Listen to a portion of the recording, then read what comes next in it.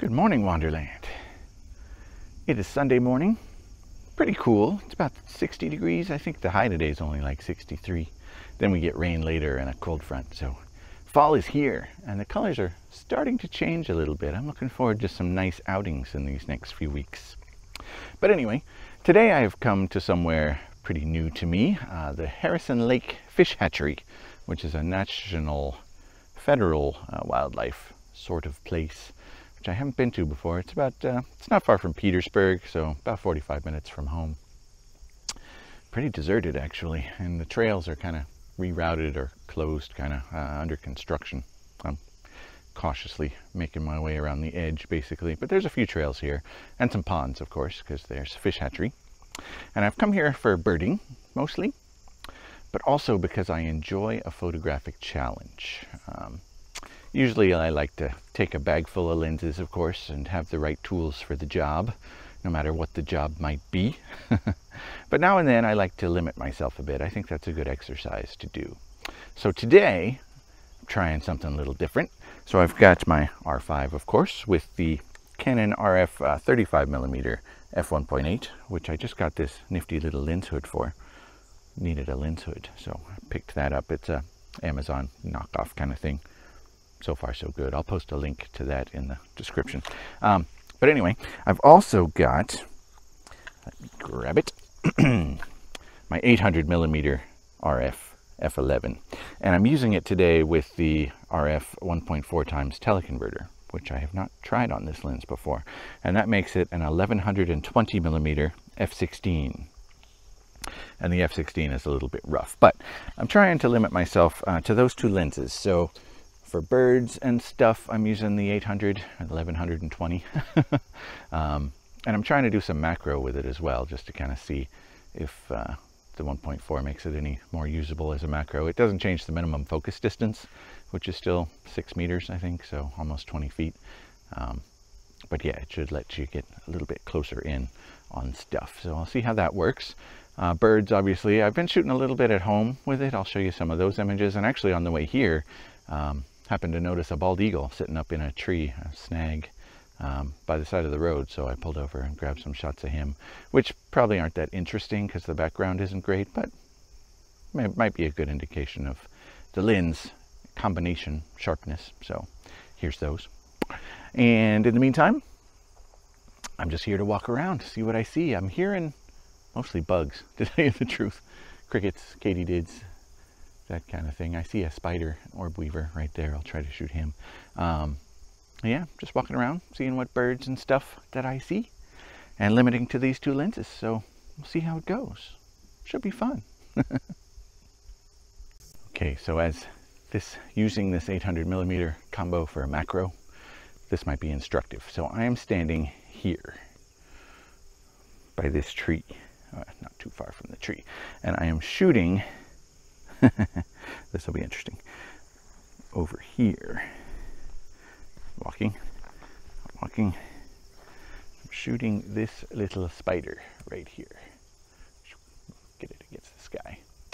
And that might give you an idea of how far away you've got to get with this thing.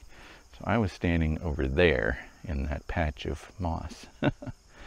Yeah, so it's not easy to get macro with this lens. You basically got to set it to the minimum focus distance and then back up until your subject is in focus, which at 1120mm, it's not always easy to keep that subject in the viewfinder. So it's not a great combination for macro, but kind of works.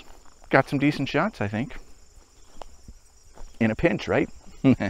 Okay, onward.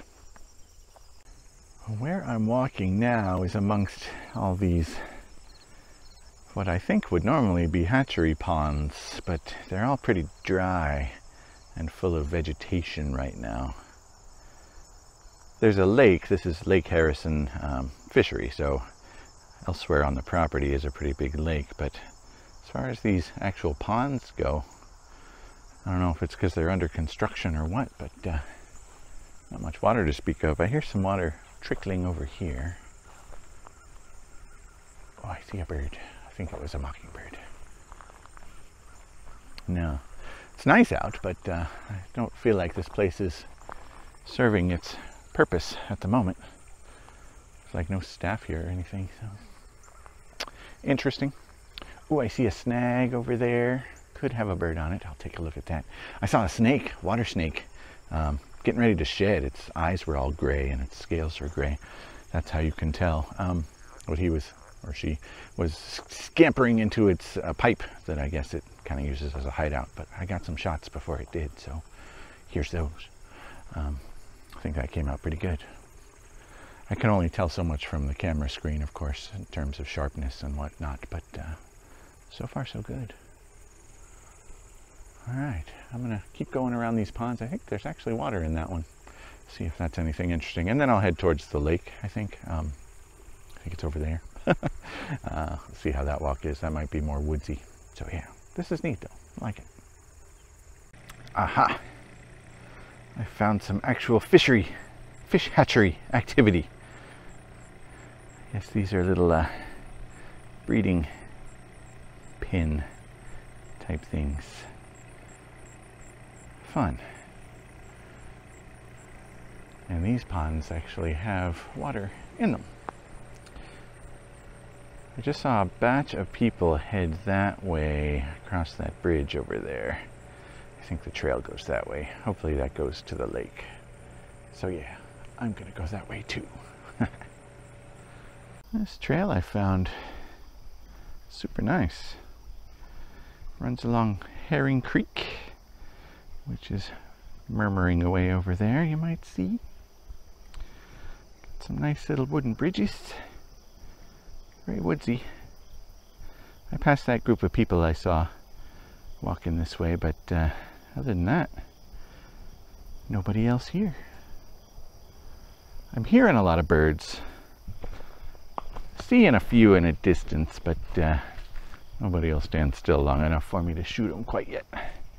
So I'll find a good spot that's a little covered where they might not notice me. See what's up. Speaking of up, I'm going up a hill. It's been pretty flat so far. Apparently, historically speaking, this area was the resting place for General McClellan's troops. The Battle of Petersburg was not too far away, so about 140,000, I want to say, Union soldiers camped in this area. 1862 or 3, somewhere around there. And there's supposed to be, the sign said there's a little graveyard somewhere around here. I'll see if I can find it. In the meantime, that tree fell over. There's the creek down there. Yeah, this is quite lovely. Definitely come back here with the family sometime.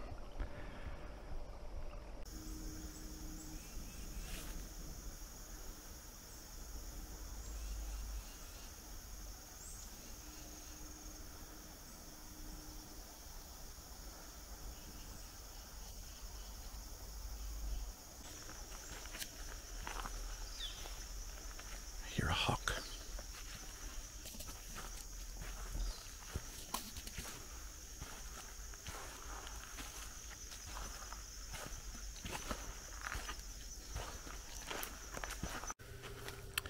Super nice little loop trail. Would like to apologize to all the spiders whose webs I messed up. I didn't see the graveyard. Might have to research that a little bit more. I'm always interested in historical features like that. So, but I definitely want to come back here. That was a really nice trail. Saw lots of birds. Unfortunately, seeing them and photographing them can be different exercises. So, I still want to check out Harrison Lake itself. I think there's a little road that goes there, so that's what I'm gonna do now. And then it's past my lunchtime, so I'm munchy. I'll head out, but productive so far. Not as many bird shots as I'd hoped, but I've been shooting some other stuff. I think I'm still doing a good test of this combo, the 800 and the 1.4, so yeah, I'll keep going. I'm hoping there's birds around Harrison Lake, obviously, which is why I want to go there, so let's do it. Well, actually, there's a trail to the lake. 0.6 miles. Can't read that. So I'll do that instead. See where we go. While I'm walking here, let me talk a little bit about this. So, this is my trusty Canon RF 35mm f1.8 IS STM lens, which I really like very much. I think I've decided against getting the 24. I don't know. I like the focal length, but it seems like a compromise optically. It uses a lot. It does this thing Canon has kind of decided to do with some of their new budget lenses, where the lens itself is optically very flawed. So it vignettes a lot, like the 16mm, and it distorts a lot. And then the idea is that the camera corrects that automatically in camera when it writes the JPEG. But I don't shoot JPEG, I shoot RAW, so I would have to do that correction in post, which isn't a big deal. But I don't know. It just seems like a compromise, flawed lens. And if I find myself with extra money, maybe I'll grab it. But to tell you the truth, I'm thinking about getting an R7 because, yeah, I kind of miss the crop sensor for shooting wildlife. Like right now with the 800 and the 1.4, I would be at, I can't do the math, 1.6 times 1120, but like 1800 millimeters, which would probably be unusable, but it would be fun. But anyway, you'll notice this lens has a lens hood, and I did want to talk a little bit about that because I just literally got it last night and put it on this morning before I came out here. And it's not bad. The Canon lens hood is like 50 bucks, and it's just a tiny little thing that doesn't seem to offer any shade or even protection of the front element, which confused me a little bit. So I saw this one recommended somewhere, which is a proper flower petal type lens hood. It's pretty deep, actually. You can see that. But yeah, seems to work well so far. It connects, a little interesting. It's got a little adapter ring. You can see those little triangles around the outside edge. That's a plastic adapter ring that snaps on, and then the hood attaches to that. And it can go reverse, which is a nice feature. I always like that for compactness. But even with the lens hood, it's smaller than most of my other lenses, so I'll probably leave it like this most of the time. So yeah, it was cheaper than the Canon. Seems to be better design-wise, hopefully. I'll let you know how it goes, but so far so good. I like it, and I like having the protection of my lenses too, especially since this is a lens that I like. And that's that. Sorry, we were kind of looking at a lens there for a while. Now you can look at my ugly face. So, still walking on the trail to the lake, hearing some birds, woodpeckers mostly, crows, lovely singing voices they have. But yeah, I haven't seen much to shoot, so thought I'd talk about my new toy, lens hood. Great. Okay, back to the walk. Actually, one more new acquisition to tell you about as well. I found, like I said at the beginning, I'm usually out with a bag full of lenses because I want to have a variety for whatever situation I might come across. But when I go on a proper hike, I take my backpack full of glass usually. And of course I found that that's a hassle to actually unstrap the backpack, get it off my back, open it up, swap a lens, and I find I don't do that very much. So quite often I'll kind of let a shot go by or shoot it with the non-ideal lens for the situation just because I don't want to go through all that backpack swapping. So to get around that, I thought would be a good idea to have a little belt pouch that I can quick swap a lens out of. So that way I can have like my long lens on the camera with a wider lens in the pouch. And that would make it easier to swap. And I'm kind of testing that theory today.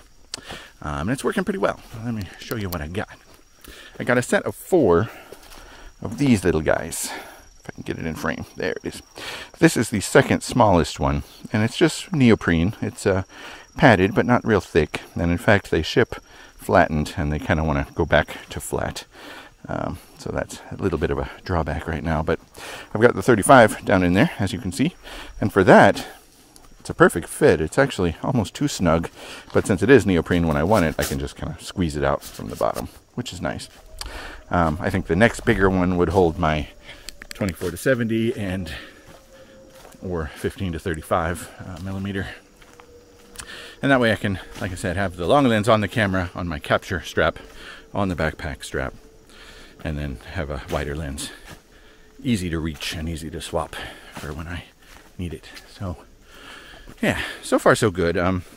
It's a little floppy because I had to clip it onto my belt loop on my pants because the space for the belt sewn onto it is too narrow for the belt I'm wearing. So either I need a narrower belt, or maybe the bigger ones have wider area for the belt to go through. I'm hoping I'll have to take a look at that. I just grabbed this one for today.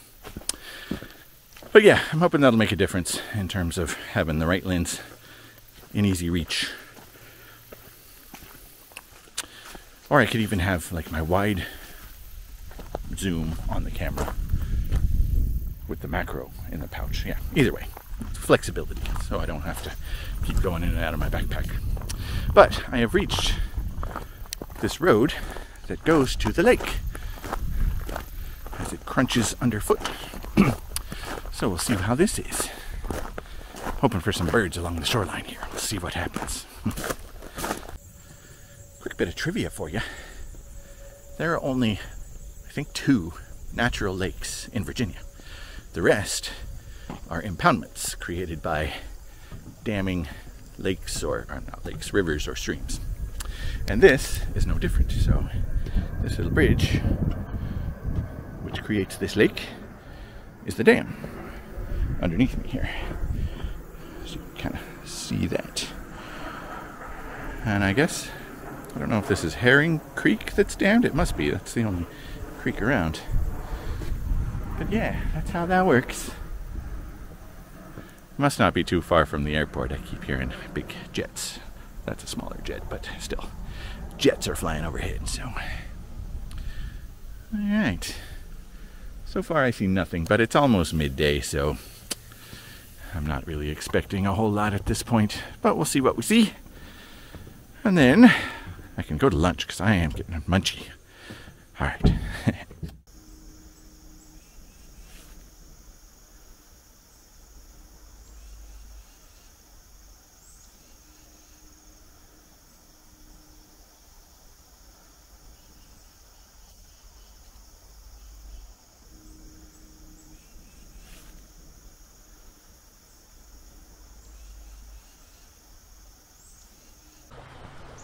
Future Kelly here. I realized, starting to put the video together, and I realized I should give some conclusions about how the 800 and 1.4 teleconverter combo worked. And I've been shooting some more with it around the house mostly. There's trees outside my window, so I get some nice pictures of birds and squirrels and stuff sometimes. And I'll show you some of those while I'm talking, so here they come. But yeah, in terms of really 2 things, right? So there's image quality and usability. Image quality is pretty good. The 800 itself is not, to me, a pin sharp lens. If it nails focus, it can be really good, and if there's good enough light so that ISO doesn't become an issue in terms of noise and detail loss, then it's pretty good. But obviously adding a teleconverter on top of that doesn't really make it any better. Really, with the 1.4, that's a sharp teleconverter, so you're not losing much in terms of sharpness, but you're not gaining anything either, obviously. So yeah, if you've got good light, good subject that's holding still enough where shutter speed and ISO aren't a problem, you can get some really good results, and hopefully you're seeing that in my shots. Now, I like to show you what's possible, so none of this is straight out of camera. I edit everything, and a lot of these are processed with both Lightroom and Luminar AI for sharpening here and there. So if you pixel peep, if you go to 100%, even with the R5, maybe especially with the R5 if it's out resolving the combo, you'll definitely see some loss of detail and not pin sharpness, but you know, for video use, for social media use, they look pretty sharp. So I've been happy with what I've been getting with the combo. But in terms of usability, obviously going to 800 millimeter, minimum focus distance of 20 feet and f/16 fixed, is problematic. You need either good light or a still subject that you can handhold. I was going down to about 1/50th with a still enough subject and getting pretty sharp images with the IS and IBIS of the R5. So certainly better than hand-holding an unstabilized 1120mm lens. But yeah, you need good light, you need good subjects, and obviously tracking and focusing at 1120mm is not always real easy either. So it's definitely a combo you need to spend some time with, but you can get good results. That's what I'm trying to say, especially for the price. It's not a bad deal at all. So take it for what it's worth. All right, back to old Kelly. Finish this up. Oh, I think that's a kingfisher. I'm wondering though, looking over there, if that could be a place to put in a kayak. I think this would be pretty nice for kayaking. Indeed. So, yeah, I'm going to see if I see any other birdies I can shoot, but in the meantime, my battery on my little Pocket 2 here is about to die, so I'm going to take this opportunity to hope you're doing well wherever you are. It's a beautiful day here. Hope you can say the same. Be kind to yourself. Don't forget to be awesome. And as always, get out and wander. See you next time.